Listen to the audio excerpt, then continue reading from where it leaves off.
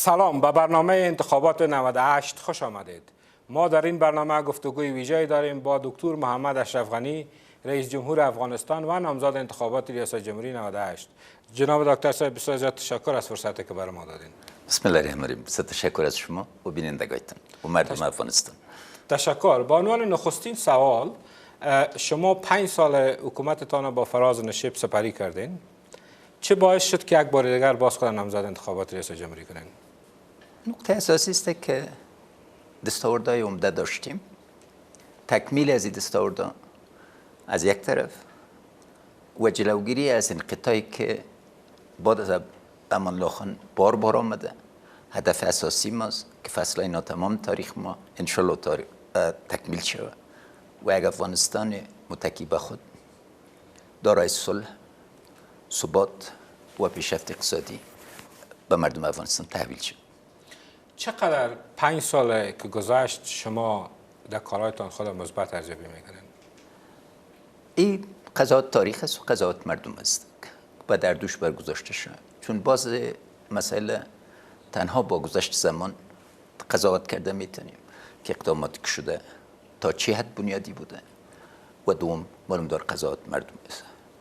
مگر وقتی که من این بار مسئولیت به عهده گرفتم، مسئله بقای افغانستان به صورت جدی مطرح بود. اکثریت مبصرین تبصره میکردن یا پیشگویی میکردن که در 6 ماه قوای امنیتی و دفاعی ما سقوط خواهد کرد، غیره و غیره. از این جلوگیری شده. اصلاحات بنیادی رخ داده، مخصوصا درسی قانونی، درسی قوای امنیتی و دفاعی ما و تهداب یک شالوده اقتصادی که به اساس ارتباطات منطقوی و تمرکز واضح بالای منابع داخلی افغانستان ما اتکا به خود داشته باشیم گذاشته شد.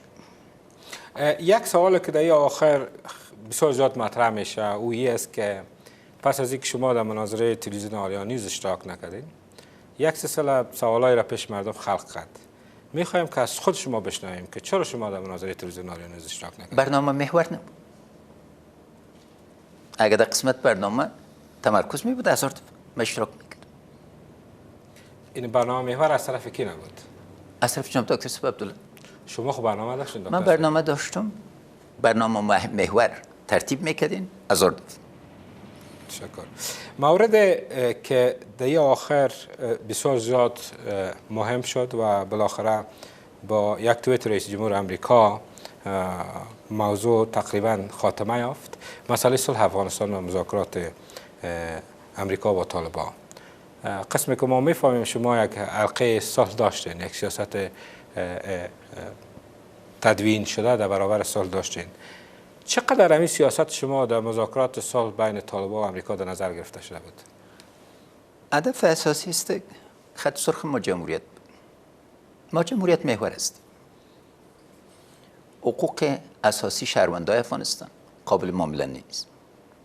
هر تغییری که در قانون اساسی ما باید بعد از راه منابع تدوین شده قانون اساسی باشه و قوای امنیتی و دفاعی ما قربانی دادن و عزت و حیثیت از این خاک نگاه کردن سرش معامله نشه. در مذاکرات صلح موقف ما همیشه اصولی بود. ما امید است وضاحت داشته باشه که مقداری که ما وسیله ایجاد یک گفتمان ملی راجع به صلح بودم در 20 سال کس نبود. ما صلح را از حاشیه به متن بحث گفتمان ملی ما بدل کردیم. صلح ملی است، صلح قومی نیست، سمتی نیست، حزبی نیست، خواسته هر افغان است. اما کلمه‌ای که اضافه شده امروز صلح پایدار است، صلح با عزت است، صلحی که موجب برگشت به گذشته که اکثریت مردم افغانستان او را سیاه تلقی میکنن نباشه.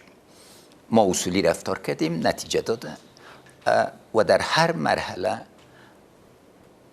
دیدگاه خود به صورت واضح مدون بدون احساسات امرای شرکای امریکایی خود شریک ساختیم. چقدر خط سرخ شما جناب دکتر صاحب در مذاکرات بین امریکا و طالبان در نظر گرفته شده بود و برای ارزش داده شده بود؟ 2 مذاکره موازی بود. یک مذاکره با دولت افغانستان به حیث دولت قانونی قبول شده بین المللی که مناسبات ما به اساس قرارداد استراتژیک و قرارداد امنیتی که هر دوش از طرف لوجرگاه افغانستان و پارلمان افغانستان تصویب شده بود تدوین شده. در اعلامیه مشترک سرش به موافقه رسیده بودیم.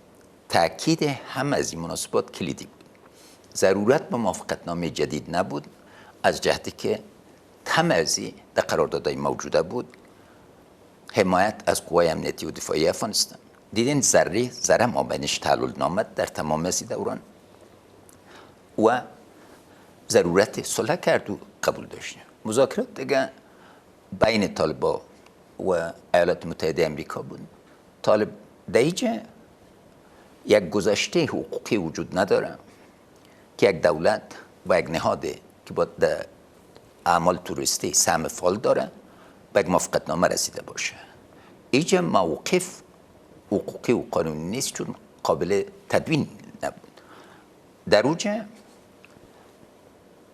بارها به تفصیل نکات کلیدی را امرای نماینده خاص امریکا، امرای وزیر خارجه امریکا، امرای مقامات دیگه امریکا، مخصوصا مقامات امنیتی ما شریک ساخته بودیم که صلح و یک چیز بنیادی و برآمدن قوای احتمالی قوای امریکا یک نقطه دیگه است. موضوع دوم بین دولتین است، نه در ارتباط با طالبان. و موضوع اول که ارتباط از این است، دیدین که وقتی که موضوع به رئیس جمهور ترامپ پیشنهاد شد فیصله اصولی کرد و این فیصله زمینه زیر برابر میکنه که انشاءالله تعالی یک صلح باعزت دوباره به مالکیت و رهبری ملت و دولت افغانستان پیش برد. گاگاه خبرها و گزارش‌های هم برآمد و در او گزارش‌ها و خبرها از منابع مختلف گفته شده بود که مانع اصلی صلح شما هستین. چرا پاسختان چیز بگیرید؟ اگر من مانع صلح می بودم بحث صلح بحث ملی میشه. البته در روند 11 ماهی که امریکا نه یکم صبر کنید. کسی که بار اول در 40 سال اوربند آورد او مانع صلح است. کسی که 11 شرایط را که جناب کرزی صاحب گذاشته بود پیش شرط مبدل کرد به مذاکره بی قید و شرط، کسی که ایالات متحده امریکا را قناعت داد که صلح ضرورت افغانستان است، او مانع صلح میشه؟ مانع صلح کسایی بودن که حکومت موقت میخواست. مانع صلح کسایی بودن که فکر میکنن به هر قیمت باید قدرت سر اصول ترجیح بده. مانع صلح کسایی بودن که از جمهوریت روی میگشتند. تشکر. در بحث جنگ ما و مردم بار شاهد بودیم که شما گفتین که ما از حالت دفاعی برآمدیم و در حالت تعرضی داخل شدیم و در حین زمان شما در یکی از سخنرانیاتان گفتین که در حدود بیشتر از 35,000 نیروی امنیتی در ظرف 4 سال گذشته شهید شدند.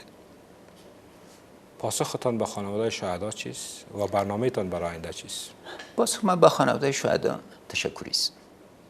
احترام است. ارجگذاری است به قربانی ملیشون. هر فردی که در قوای پر افتخار امنیتی و دفاعی افغانستان خدمت میکنه رضاکار است. اینا فرزندای واقعی از این مملکت هستند. هر کدام از اینا مدافعین از این خاک هستند. توجه اصلی ما به است که به تمام از این خانواده رسیدگی شه، مثل که تانستیم بار اول 1700 نمره ددی سبز با امکانات فراهم کنیم و در صورتی که ملت افغانستان دوباره سر ما اعتماد کنه یکی از پروگرام‌های 30 ماه رسیدگی همه جانبه به خانواده شهدا و همچنین به معلولین جنگی و غیر جنگی خود. در زمان ماموریت شما به عنوان سرقماندان اعلی قوای مسلح 3 بار قندوز سقوط کرد، 2 بار فراس شهر سقوط کرد و 1 بار غزنی و در شهر غزنی بسیاری مراکز آتش گرفت. فکر نمی‌کنین که به عنوان سرقماندان اعلی قوای مسلح این ضعف شما و نیروهای شما بود؟ قضاوت به است جناب سنیر صاحب که اول ببینین که وقتی که من رئیس جمهور شدم قوای امنیتی و دفاعی ما به کدام حالت بود. 100,000 تنها عسکر امریکایی و که پشتیبانی در حدود 500,000 550,000 قراردادی را داشتیم از این خاک برآمده. قوای ما قبل از این زیادتر حیثیت محافظه داشت. تغییر قوای امنیتی و دفاعی ما را در 5 سال ببینیم. قوای هوایی داشتیم. امروز در حال ایجاد یک قوای هوایی بسیار منظم هستیم. قطعات خاص کماندوی ما آلف از خداوند 98% عملیات ها را انجام میده. این نیست که مشکلات نبوده، مشکلات جدی بوده، اما نوع حملات هم ببینید. بارها یک موج بعد از موج طالبان شکست خورد، اما نظام حمایویشون در هم نشکست و در هر کدام از ایالت‌ها قوای پر افتخار ما تانستن دوباره حیثیت بگیرن. هدف چی بود؟ هدف اول سقوط نظام افغانستان. قوای امنیتی و دفاعی ما در میدان جنگ شکست نخورد. جنگ نهایت شدید است و در مابین جنگ دوم جهانی از چرچل پرسان میکردیم که چرا جنگ است؟ عامل جنگ ما نیست.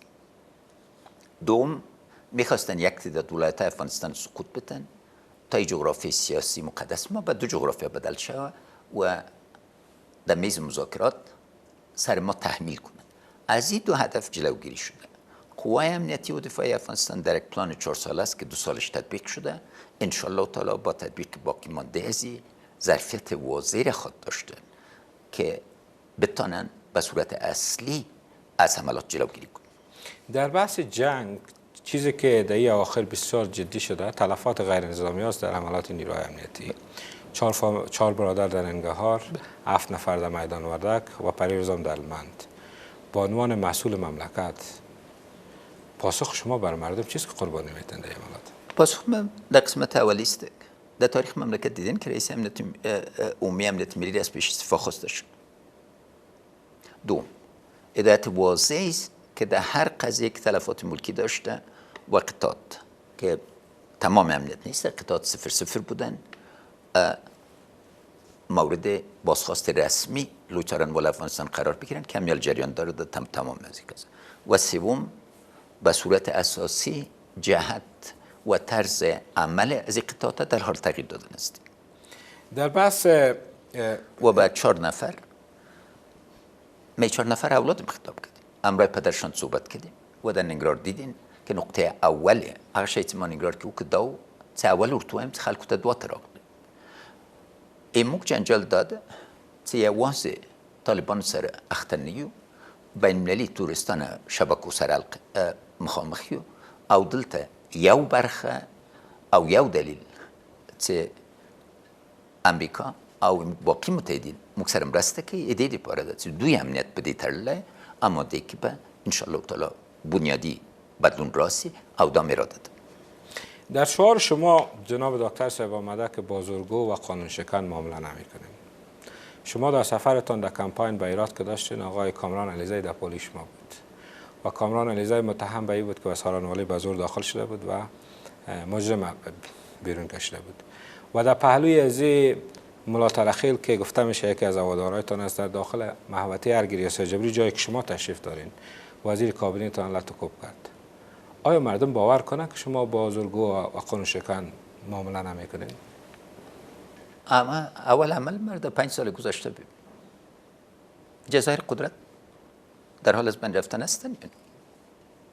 وقتی قانون ضرورت ایجاب قانون باشه ما اول قانون سر خود تطبیق کردیم، یک به قانونی مرا نشان بدیم و یا یک مداخله ما در قوه قضاییه و عدلیه. من افتخار میکنم که هم سر محکمه افغانستان و هم لوی څارنوالي افغانستان به صورت اساسی شهرت نیک پیدا کرده، اصلاحات بنیادی داشتن.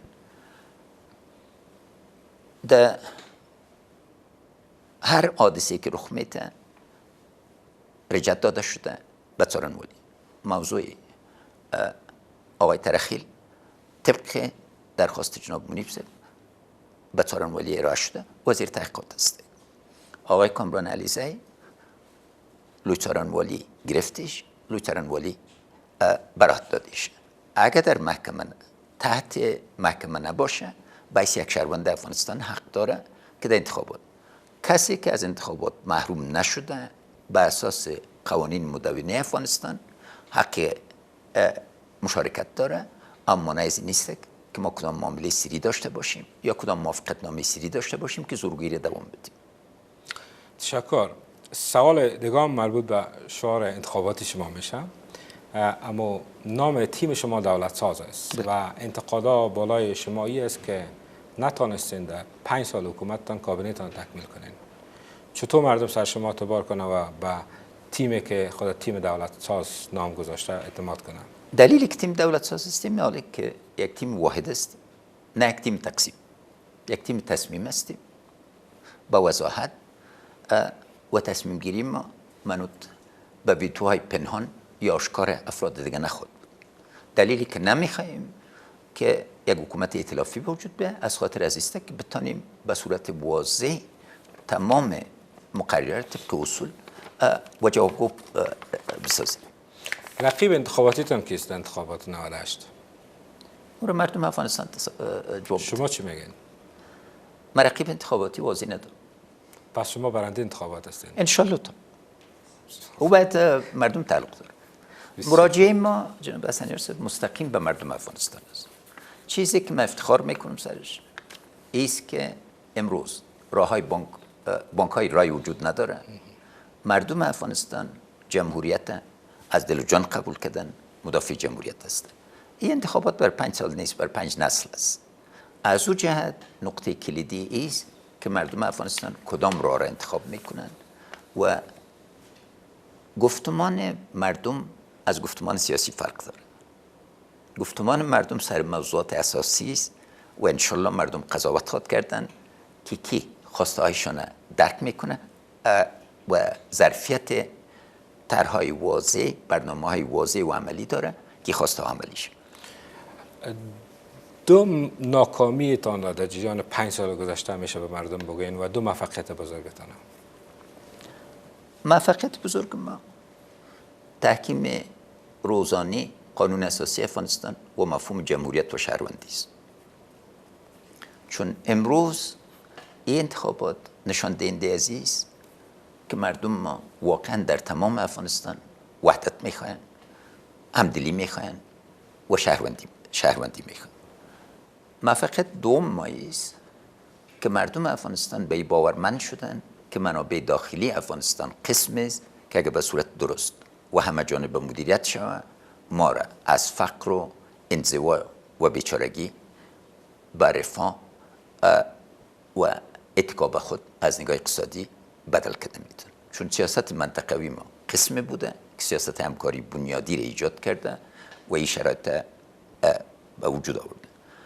ناکامی ما حوصله ما لوترانوال افغانستان 2 سال گرفت در حالی که شخص را که در هفته اول پیشنهاد کرده بود. همینطور مقرر. قسمت دوم قبلا ذکر کردیم تلفاتی داشتیم که اگر سرعت اصلاحات ما زیادتر می بود و به صورت اساسی حکومت همه جانبه تمرکز میکرد وضعیت امنیتی ما بهتر بوده میتونست. کدام برنامه مشخص به خاطر از اینکه خدای نکرده باز در صورت برنده شدن کدام ناکامی را شما تجربه نکنین؟ اول طبق عنوانی که میگیم دستگاه دولتی ظرفیت ارائه خدمات برای یک سال پایدار هنوز نداره. معرف مربی در ولسوالی پغمان اینا هنوز کتاب توزیع کردن نمیتونن یا معلم مسلکی دادن نمیتونن. وضعیت طبی مربی اصلاحات دولت هیچ اداره غیر کلیدی دولت وجود نداره. تمام اداره حیثیت کلیدی دارن از خاطر که از جهت ایفای یک قسمت خدمات برآمدن. بنابراین باید اصولی باشه. دوم نوع مشارکت که ایجاد کردیم که فضل خداوند در شورای عالی و در بحث‌های ما مخصوصا سفرهای ولایتی ما ایجاد شده. من فکر میکنم 78مین سفرم به ولایت بود. باید مشوره محور باشه، مشارکت همه تامین شود و کل مردم افغانستان باید خود داینی دولت ببینن که دولت وسیله خدمت است. یک تغییر بزرگ فرهنگی در فرهنگ حکومتداری است که انشاءالله تعالی پیاده کرده خواهد است. پس شما میپذیرین که در قسمت اصلاحات در معارف و احیای مکاتب و بلند بردن سطح آگاهی معارف کشور کوتاه آمدین در 5 سال گذشته؟ مشکلات جدی است. بله. حال اول دیدین مجبور شدیم ساختن مکتب‌ها را انتقال بدیم به وزارت انکشاف ده. مکتبی که بین 200,000 و 250,000 دلار تمام میشد، حالا 30,000 دلار تمام میشه. اگر به شیوهی که روان می بودیم 40 سال میگرفت که مکاتب 6,000 مکتب ازش یک دفعه تصمیم گرفتیم ورای عملیش. نصاب مشکلات جدی داره، حل نشد. ما 1.5 ماه پیش کتابای درسی علوم ساینس و الجبر و اینا رو دیدم. به استناد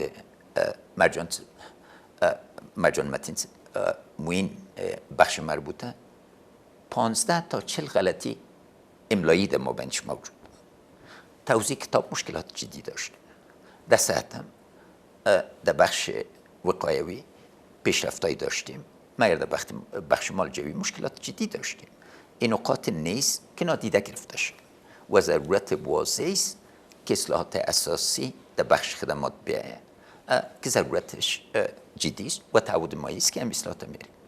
در بخش سیاست خارجیتان بارها ما خودم شخصا از شما شنیدیم که گفتین که سیاست خارجی را از یک سیاست منزوی به یک سیاست فعال تبدیل کردیم.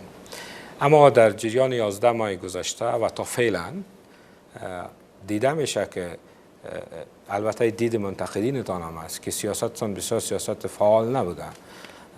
تا پیش از توییت ترامپ حکومت افغانستان با حاشیه بوده. دو نقطه رو مورد نظر بگیم. اول، بعد از 117 سال جدایی از آسیای مرکزی آیا جز لنفک آسیای مرکزی شدیم یا نه؟ با تمام همسایه ما جز از پاکستان که بحث اساسی داریم که باید به نتیجه برسیم مناسبات نیک و بنیادی ایجاد کردیم یا نه؟ اتحادیه اروپا کلانترین مدافع انتخابات در افغانستان بوده و زیادترین تعهدات برای عملی شدن صلح به وجود آورده یا نه؟ یعنی اگه منتقدین انتقاد میکنن خب یک ترازوی عادلانه وجود داشته باشه. در نگاه امریکا روزی که استراتژی جنوبی امریکا مطرح شد 5 بجه صبح وقت ما بود که بین رئیس جمهور ترامپ ما دیدم 9 بجه ما در قندار بودم. اما روز ما دست صلح را به طالبان و پاکستان ارائه کردم. این برنامه شرط محور بود. یعنی در اوجه گفته بودن که به اساس شروط بهبود است، اما در حقیقت شرط محور بود. در این 2 سال کوشش اساسی شد که قسمت اصلاحات بنیادی خاصتا در بخش قوای امنیتی و دفاعی موجود داشته باشه. سیاست رئیس جمهور ترامپ ما تعیین کرده نمیتونیم. ما تنها شرایط ما حول مورد بحث قرار گرفته میتونیم که به صورت اساسی دیدگاه افغانستان تشریح شد. در 11 ماه به صورت اساسی دیدگاه افغانستان تشریح شد و کرات و مرات و ضرورت از می آمد که به اساس استدلالی که ما کرده بودیم یک تصمیم اساسی گرفته شد که زمینه را برای صلح پایدار نه یک عمل که به عجله صورت بگیره فراهم کنیم. اما 5 سال پیش نماینده طالبان نمیتونست که به گونه آزادانه ازبکستان برن، چین برن، ایران برن، مسکو برن. فکر نمیکنین که یک تغییر نشان میده در منطقه و نادیده گرفتن نقش سیاست خارجی شما؟ بازم یک قسمت از است که صلح آمده به گفتمان اساسی. 5 سال گذشته صلح گفتمان اساسی ملت ما نبود. و دوم اتکا به قوای خارجی تا چند روز؟ در سال 18 هستیم. مسئولیت اساسی به عهده کسایی هستند که در وقتی که تمام امکانات فراهم بود نتونستند شرایط صلح بیارن. ما با روشنی تمام سر سیاست آمدیم در تمام از این روابط. نقش دولت افغانستان با همسایه و کشورهای دیگه اساسی بوده، اما فضای بحثی که با طالبان بین دکتر سب خلیلزاد و اینا ایجاد شد یک عجله را در همه جای به وجود آورد، چون هماهنگی سرتاسری صورت نگرفته بود که هر کس باید معامله خود انجام بده.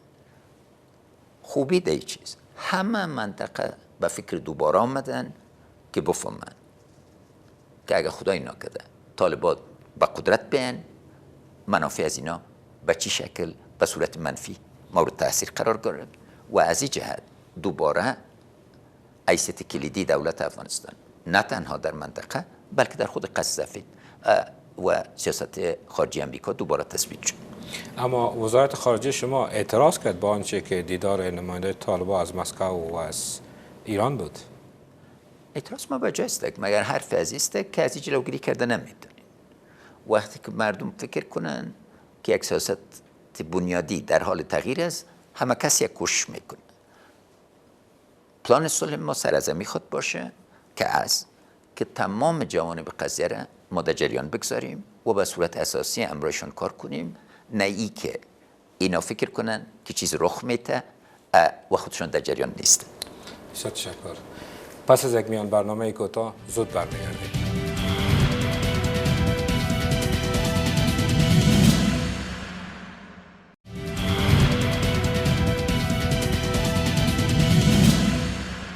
بازم خوش آمدید. تشکر جناب رئیس صاحب. اخیراً مرز تورخم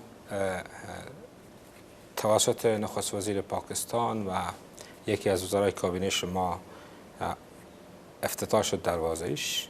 یک سلسله سر صدا و انتقادات بسیار جدی سیاسیون شما را داشت و سیاسیون شما اگر من اشتباه نکرده باشم گفتن که خیانت ملی است. پاسخ شما چی است به سیاسیون؟ عجیب است. وقتی دروازه بسته میشه جیغسایشون در آسمان میخیزه که مناسبات خراب است. تورخم تاریخی وسیع داره، او تاریخ زمامدارای قبل ایجاد کرده. باز شدن از این بر 24 ساعت یک سهولت بزرگ است و سهولت بزرگ خیانت در کجاست؟ ما کدام روز سر خط دیورند همراه کسی صحبت کرد؟ خط دیورند فیصله مردم افغانستان است و یک دولت قوی انشالله تعالی به اراده مردم سر از این صحبت کردن میتونه. اما هر چیز خیانت گفتن من فکر میکنم از کمعقلی است. دلیل کمعقلی و عدم معلومات است، نه دلیل یک بحث مستدلل و جامع که بتونه منافع ما. آیا میخواهیم که ولایت‌های شرقی و جنوبی ما از ترانزیت بین‌المللی محروم باشن؟ چی به دست آورده بودیم؟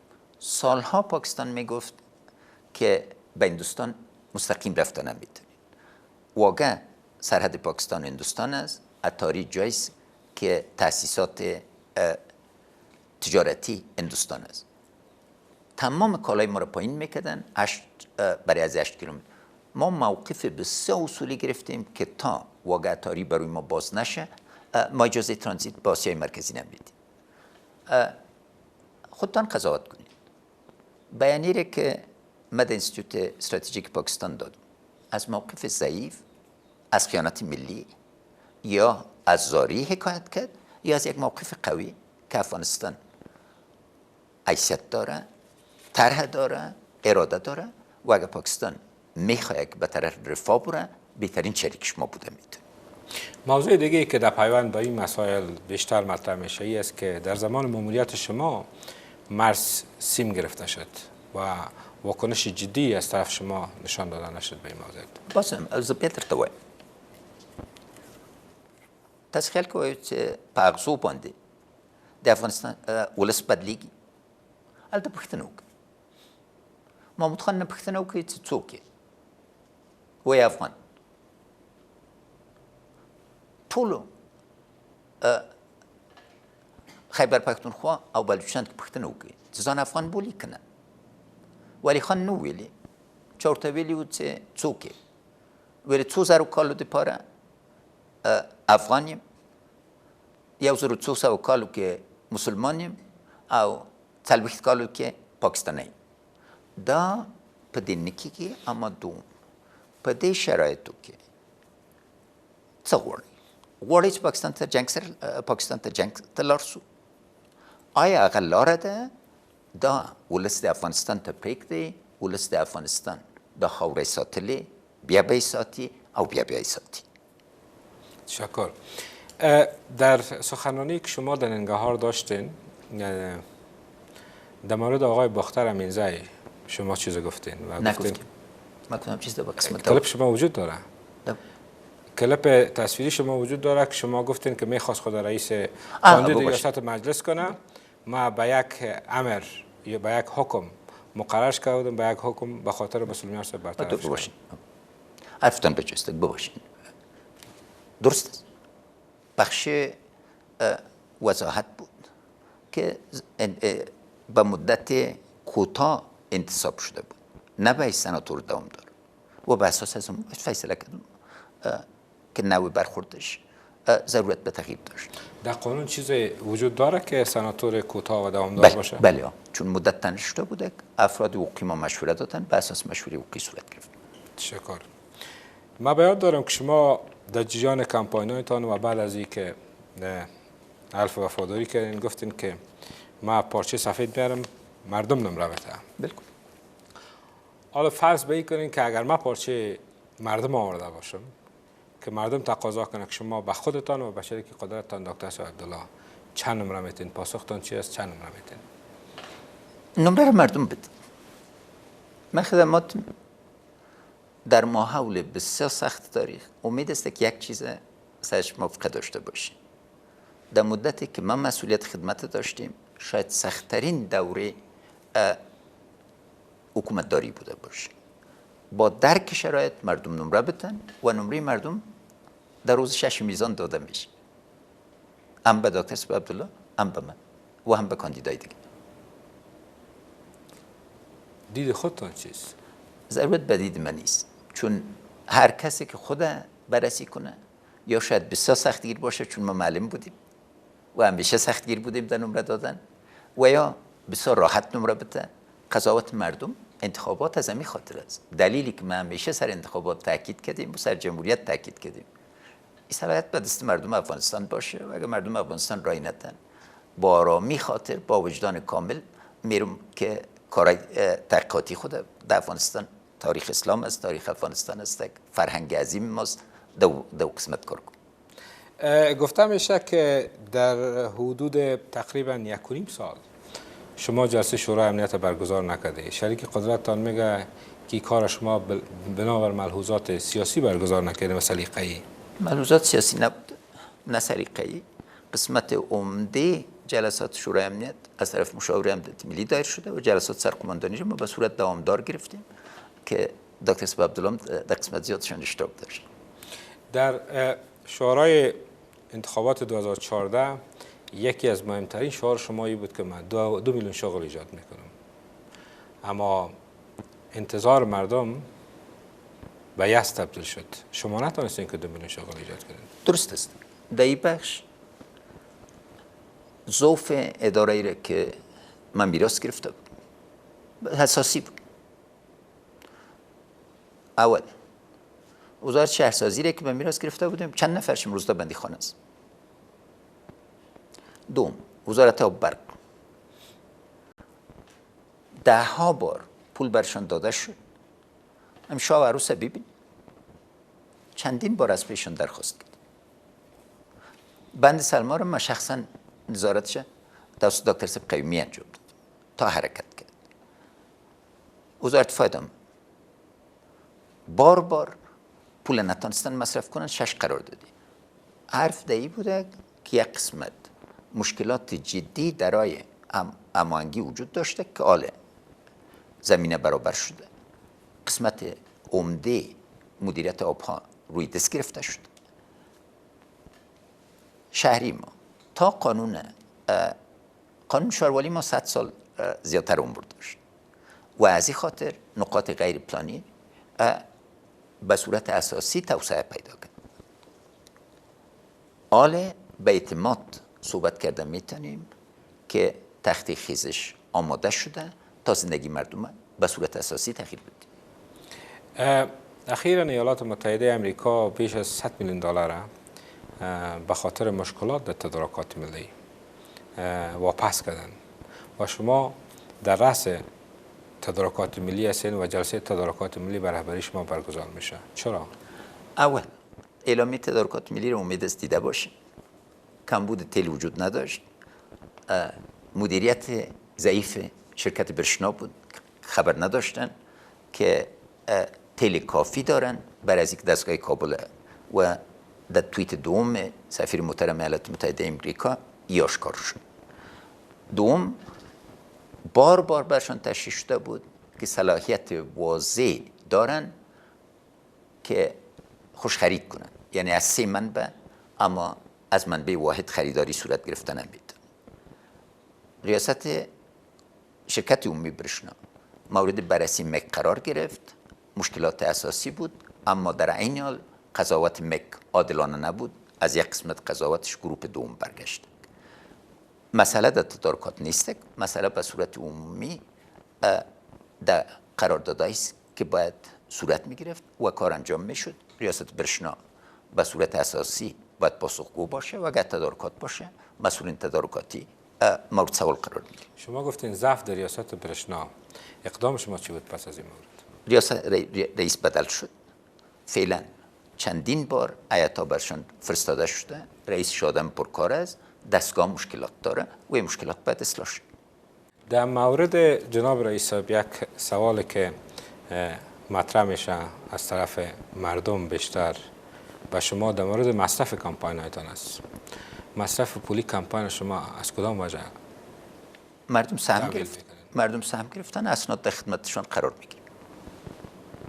آمار وجود داره که چه مقدار پول مصرف کردین تا بالا؟ آمار باید کمپاین داشته باشه. من کمپاین روزانه مدیریت نمیکنم چون رئیس جمهور برحال است و دیدین که تا چند هفته چون مسائل اساسی منافع ملی کشور بود ما کمپاین نکردم.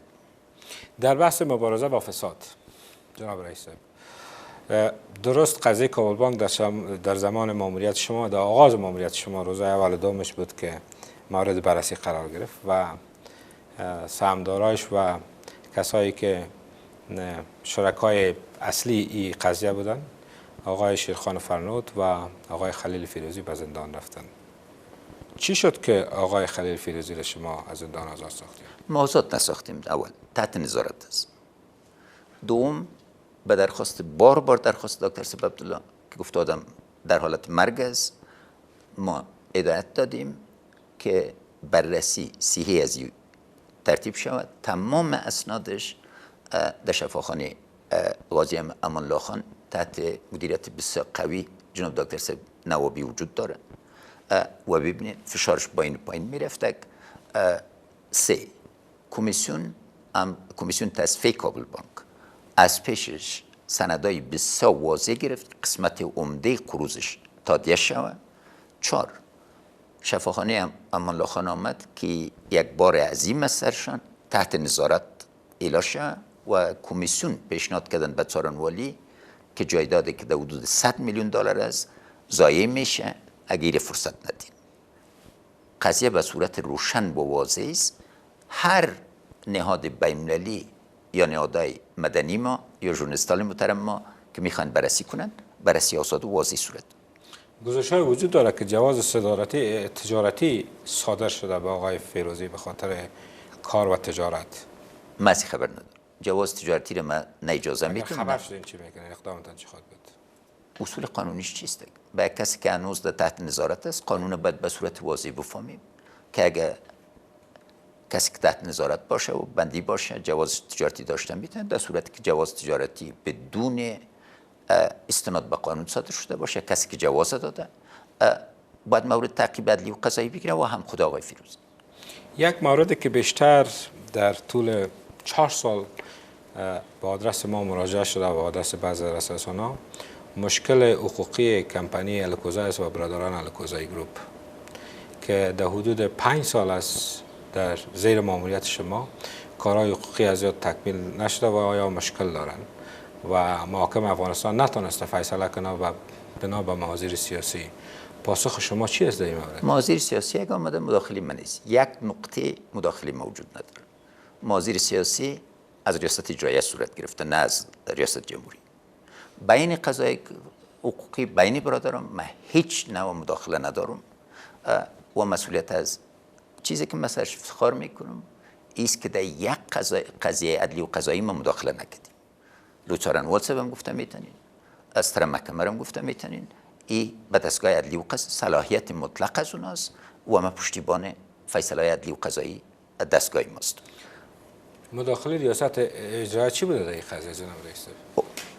به نفع یک قسمت از برادران مکتوب صادر شده بود، او را تعقیب کنیم.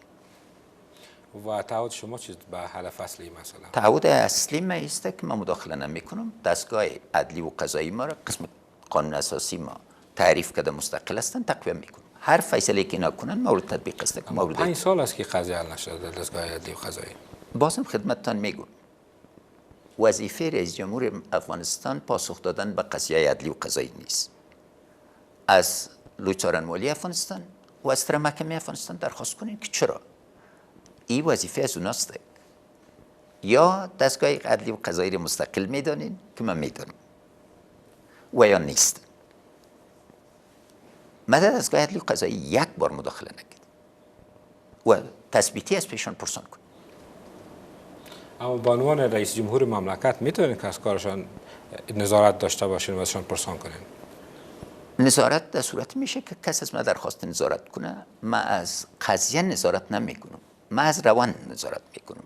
هر 3 ماه گزارش واضح برای من میاد که چقدر قضایا فیصله شده، چقدر قضایا زیر فیصله است. نهادهای عدلی و قضایی را حمایت میکنم.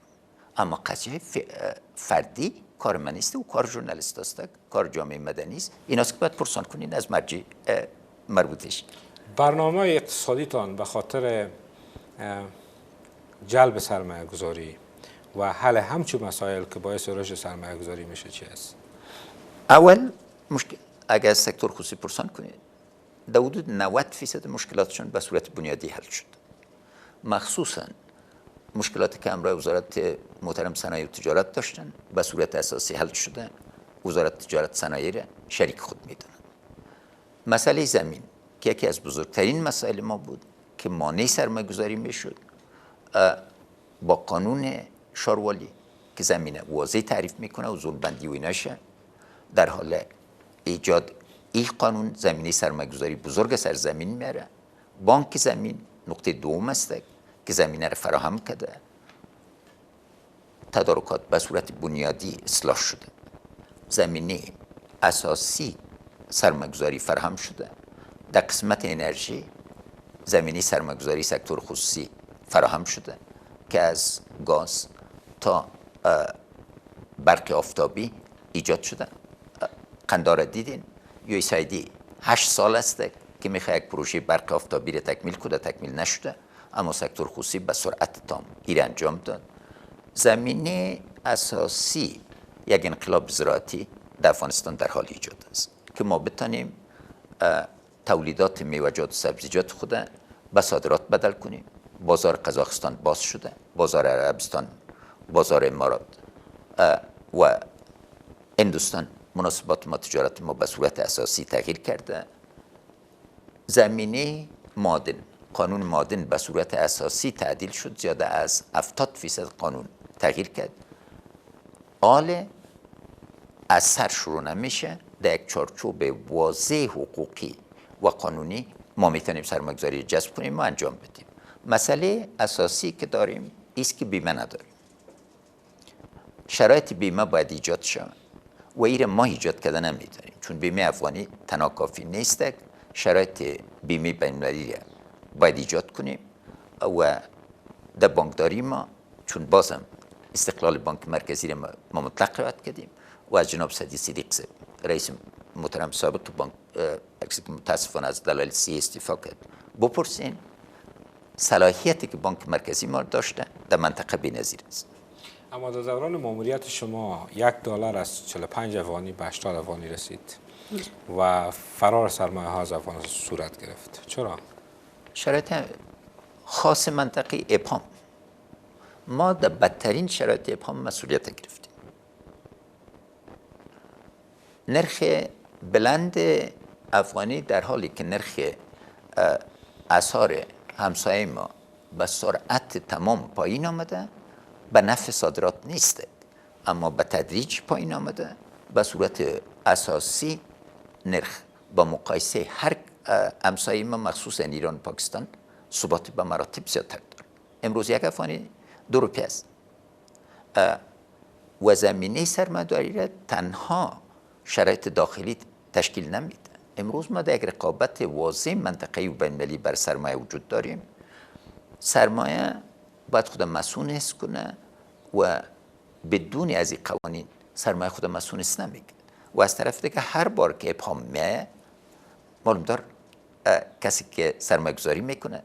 ما با وجود از سکتور خصوصی افغانستان نهایت ممنون هستم که در ده ها سکتور خودکفایی را به وجود آوردن و افغانستان به طرف صنعتی شدن میره که زمینی از این فراهم میکنه که انشالله تعالی نه تنها یک کشور زراعتی صنعتی باشیم بلکه یک کشور صنعتی باشیم. دو فاکتور که بیشتر روش تاکید میشه که در مسئول بودن سرمایه نقش اساسی داره، یکیش داشتن ادارات دولتی بسیار موثر و کاراست، بیوروکراسی درش وجود نداشته باشه، و مورد دیگهش امنیت است که در طول 5 سال ماموریت شما گفته میشه کردی از این درست مدیریت نشده. موضوع امنیت خدمتتون پیشتر عرض کردم که در کدام شرایط آمده. غیر ممکنه ما وعده ندادیم. اگه به جای من هر کسی دیگه می بود پرسان میکردین که امروز شرایط امنیتی افغانستان چی بود. قربانی را که قوای امنیتی و دفاعی افغانستان دادن باید احترام بگذاریم، ارج بگذاریم. اصلاحاتی که در آمد در قانون ذاتی افسران و یک تغییر نسلی کامل حال نتیجهش میبینیم. اما این قضاوت کنین که با فساد وسیع و عدم اعتمادی که وجود داشت از کجا به کجا رسیدیم. ای که آیا امنیت مطلق داریم؟ معلوم دار نداریم. در شرایط جنگی است و تحت حمله هم شبکه‌های وسیع توریستی و هم تحت عملات طالبان قرار داریم. حالت عادی را قضاوت کرده نمیداریم. در ادارات دولتی بازم فساد گسترده را به میراث گرفتیم. یعنی اصلاحاتی که با وجود آمده ما فکر میکنم بنیادی است. ثمره از این مثل که در ابتدا خدمتتان ذکر کردم در سالهای آینده قضاوت خواهد کرد. در دو بخش تعهدتان در صورت برنده شدنتان به تجار ملی و سرمایه‌گذار چی است؟ در بخش امنیت و در بخش بیوروکراسی. در هر دو بخش سرمایه‌گذاری یکی از اولویت‌های ماست. ما پول داریم، سرمایه نداریم. به این معنی که پول بسیار زیاد است در کشور. اما این پول موجب دوران نمیشه. هدف اساسی ما است که هر دلاری که از طرف افغان سرمایه گذاری میشه موازی به 5 یا 10 دلار کمک خارجی است، چون دوران میکنه و پایدار بودن رشد اقتصادی را سرمایه گذاری افغان به وجود میاره. تمام شرایط نه تنها به سطح ملی بلکه به سطح مد نظر دارم که زونای اقتصادی را در کشور ایجاد کنم تا فیصدی رشد هر نقطه افغانستان به اساس منابع طبیعیش و منابع بشریش بتانیم تامین کنیم. بسیار زیاد تشکر. بخیر باشین جناب حسنی. بخیر باشین. تا دیدار دیگر، خدا نگهدار.